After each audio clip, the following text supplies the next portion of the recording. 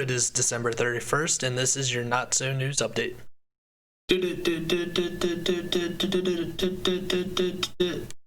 First off, we have an update from the Hill on the Trump v. Trump lawsuit, which is actually Representative Louis Gohmert of Texas, along with a group of 11 GOP quote-unquote alternative electors from Arizona who are suing Mike Pence.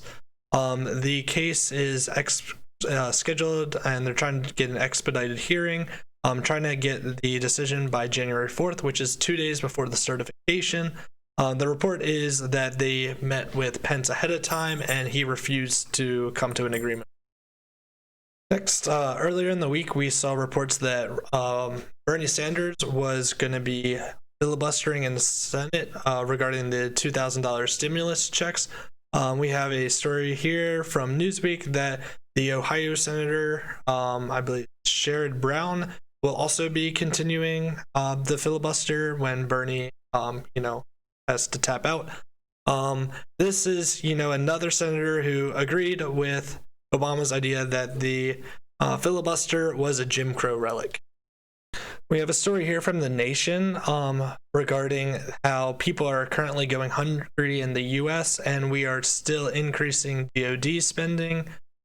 We have here even Bernie Sanders holds up at Pentagon spending bill to force Senate vote on $2,000 payments. Most House Democrats approve another DoD blank check. I completely agree here. However, I also want to just see more stories regarding the $10 million given to gender studies in Pakistan, the $174 million Afghan drone program where the drones went missing, and then the use of Chinese buying our bonds and then us giving China foreign aid. From HuffPost, we have a story that Jim Jordan was apparently schooled on history after invoking the founders to swipe at COVID-19 lockdowns. We have a tweet from him saying 60 million Americans are subject to stay-at-home order curfew. 11 million are right here in Ohio. What would the founders say?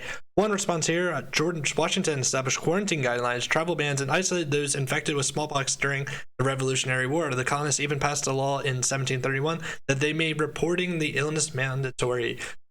Jim Jordan's has the obvious response here of saying, so why don't we quarantine the sick? NBC gets a standing ovation for this one. They reported Operation Warp Speed at a crawl. Adequately vaccinating Americans will take 10 years at the current pace. However, then when you go down to the report, the vaccine was expected that they were going to be increasing the dosage every single month. So, for example, it would be 10 million this month, 20 million next month, 30 million. So it would be a total of 60 million. So they're assuming linear growth, and then in their own article stating it won't. Next, from the National Review, we have Japanese official urges Biden to defend Taiwan and build on Trump-era policies. The exact quote we have down here. We are concerned China will expand its aggressive stance into areas other than Hong Kong. I think one of the next targets, or what everyone is worried about, is Taiwan. State Minister of Defense Yasuhide Nakayama told Reuters. Yes, I did get that on the 5th try. Next, back to the Hill, we have a story here. Trump demonstrates why we should limit the power of lame duck presidents.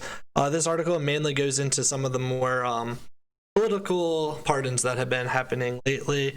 However, apparently the Hill did not read the portion of the Constitution that states that the presidency does indeed last 4 complete years. And finishing us off, we have a story here from the New York Post. Charged with murder, stabbing in New York City, you're free to go. Looking into the story, we have 16-year-old Jordan Benjamin allegedly stabbed Amya Hicks in mid-December. Arrested a few days later, he was charged with felony assault and assorted lesser charges. This confirming our story from yesterday and, really building on what is considered an essential activity. And that's your December 31st Not So News update. I want to thank you for listening to the video. Please like and subscribe if you haven't already. Also check out my Twitter, Instagram, or Twitch accounts if you want to check this out live. Happy New Year, everyone.